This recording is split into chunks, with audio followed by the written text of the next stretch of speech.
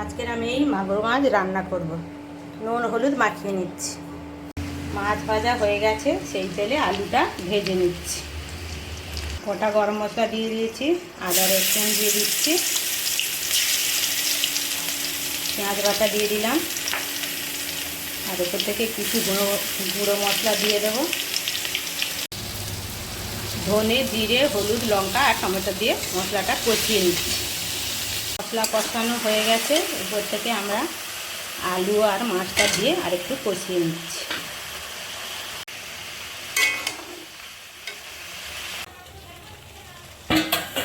কষানো হয়ে গেছে, এবার জল দিয়ে দিচ্ছি। জল দিয়ে দিয়েছি, এবার ফুটিয়ে নিচ্ছি।